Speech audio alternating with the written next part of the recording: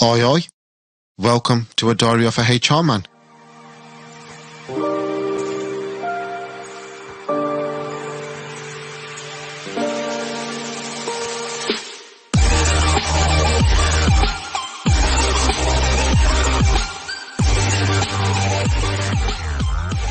Diary of a HR Man is brought to you by me, Omar Rashid, aka HR Man, where I open up my HR diary of over 15 years experience.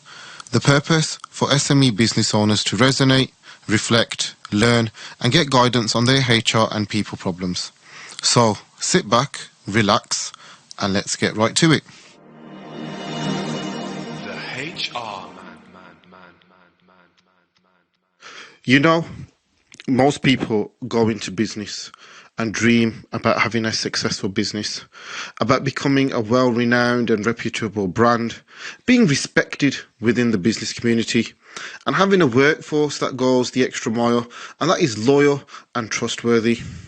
However, the nightmare all business owners want to avoid is having that problem employee, especially that one employee, they put so much trust in, that they had full confidence in, that treated them like they were family, made them see their business as their own. When that employee relationship turns sour, then that's the nightmare you just don't want. One of my first experiences of this was with a small business that had a couple of retail shops, and they recruited an employee who had left college and was with them for a very long time. Through time, she was rewarded for her hard work and loyalty, and she was even promoted to a managerial role and ultimately was running one of the shops. She then, had kids, and the business owners still supported her, went over and beyond in buying gifts for her children, gifts that, they wouldn't have thought twice buying their own children. They even supported her when she was going through a difficult period with her partner. She even had issues with her neighbours that she was supported through. Literally, treating her like family, wanting her to be valued so that, her role at the business wasn't compromised. And ultimately, they left her with the autonomy to run, this particular shop, to recruit and manage the staff, was even given keys to open and lock up. All the responsibility of running the shop was with her, ultimately. However, a time came that the owners were now looking to sell this particular shop and basically began to visit the shop just to see how things were, to informally update the staff of their plans, cross the I's, dot the T's, basically putting the gloss on ensuring that the shop was in the right shape for prospective buyers. As they were doing this, they noticed little things and started asking questions of all the staff just to get an overview of things. What this resulted in was this long-serving employee, the manager, this person getting upset, a little bit angry, started, counteracting and saying that she was felt undermined, that it was unnecessary to question her and her decisions, and all of this led her going off sick with stress. And then while she was off sick, she raised a formal grievance. And you know what? You would think that, okay, she raised concerns about being undermined and that's what the grievance would be about. However, this was not the case, and she started bringing up historic issues. So, for example, the grievance was also about not having been issued with an employment contract, that the shop had CCTV and was obviously recording staff as well as customers, and she started saying, well, I wasn't aware of that this was a breach of GDPR, that given that you were now going to sell the shop, that you failed to consult over TUPE, and this was even though no sale of the shop had even been confirmed.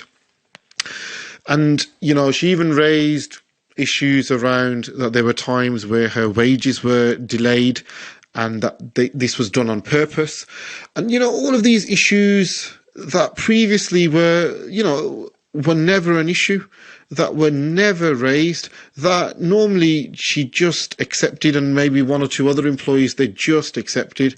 And what this grievance was now doing was making out that this employer was terrible, that this is the same employer that had supported her in her time of need. And the same employer was now in breach of things that had never been raised, never mattered, verbally told it didn't matter, it was minor. But now, as things kind of escalated, it was now very big and a very serious issue. And as you can imagine, the business owner was distraught, confused, baffled, shocked that this situation was now presented to them. So whilst the formal grievance was submitted, the business first initially wanted to deal with it informally. Unfortunately, this just infuriated the employee, and in response, she started writing more emails, more scathing emails, letters that just made the business owners again more upset, more angry.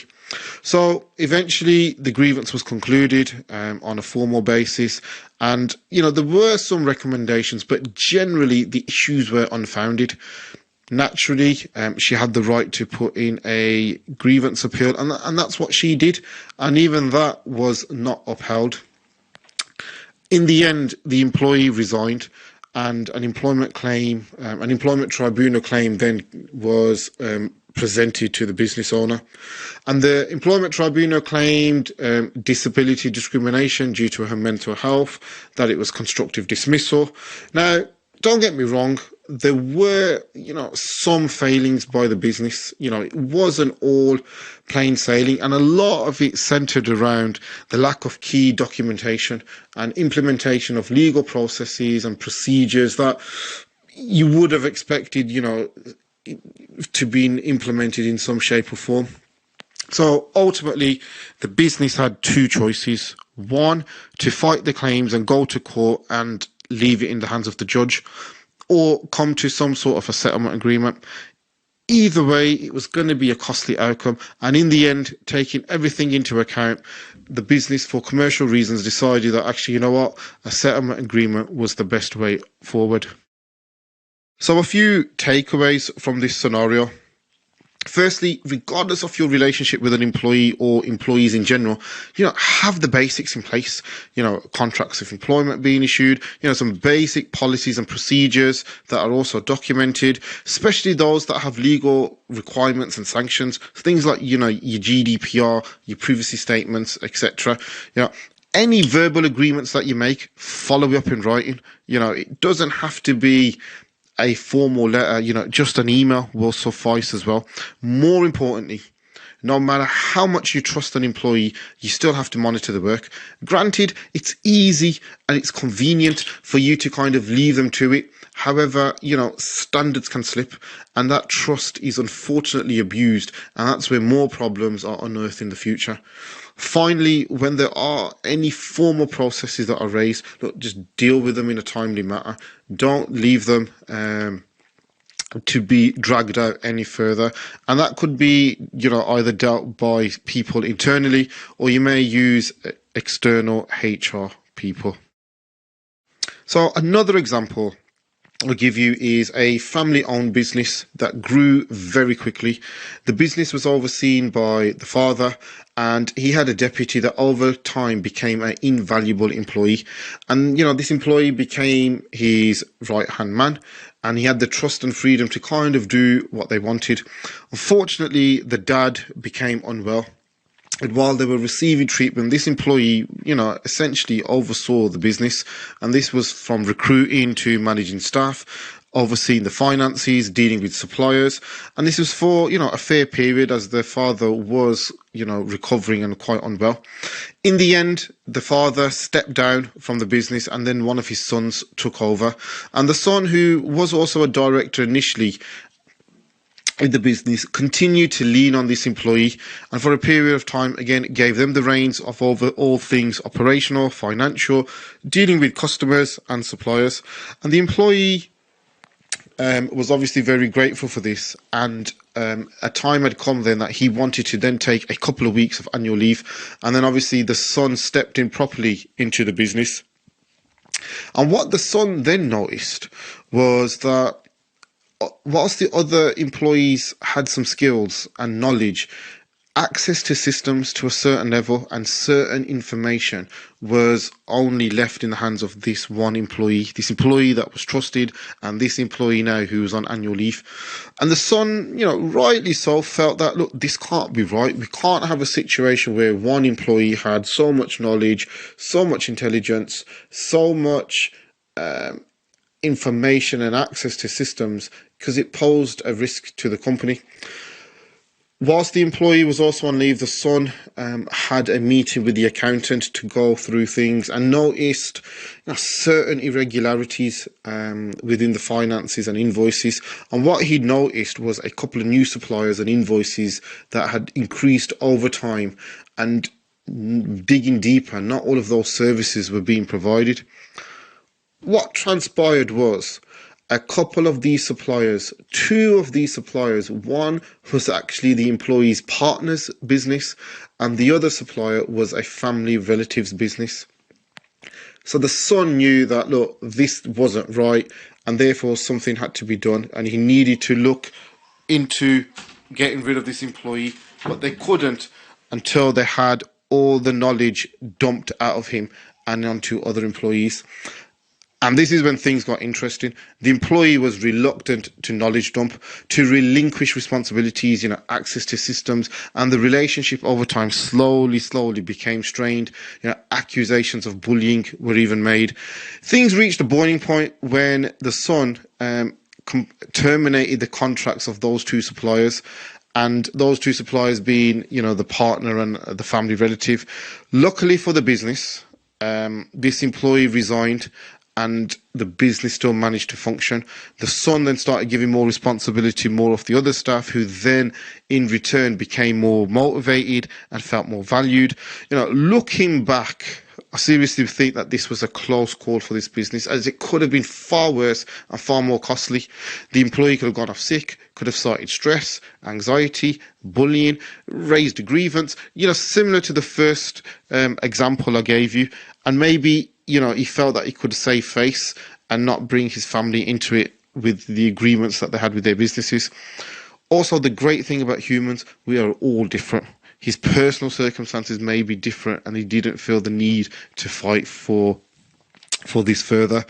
The other thing, maybe he knew he was wrong and didn't want to push it further, where some others will play the victim card at all costs. Okay, so whilst it's great that you're able to trust an employee to oversee your business, this needs to be in moderation. Having that one employee that makes them feel indispensable can be a big risk, especially if you're an SME and a small business, whilst at the same time you're demotivating and potentially devaluing others. And in the long run, this is likely to cause you more damage. The more employees involved, the more valued, and the more your business is going to thrive, and with less issues. Now, I'm not saying don't trust your employees and not give them the reins to make things easier. What I'm saying is you need to keep a balance. You still need to monitor them, have very clear overview of what's happening in your business. If something doesn't feel right, look into it. You never know what you might unearth. And listen, I am not saying every employee you're going to trust is going to turn on you. Not at all. There will be more loyal and trustworthy employees out there than your nightmare ones. But you still got to have that mindset of protecting yourself and your business. If they truly cared for you and your business, no employee would object and feel offended by you doing the correct things to protect yourself and your business. Listen, I really hope you enjoyed this episode. I hope you don't experience the heartbreak of having that one employee you never thought, where things turn sour. For listening to another episode of Diary of a HR Man. Please subscribe and follow my page on SoundCloud to keep up to date on further episodes. If you have any questions, please send me a message and I'll respond as soon as I can. Until next time, in a bit.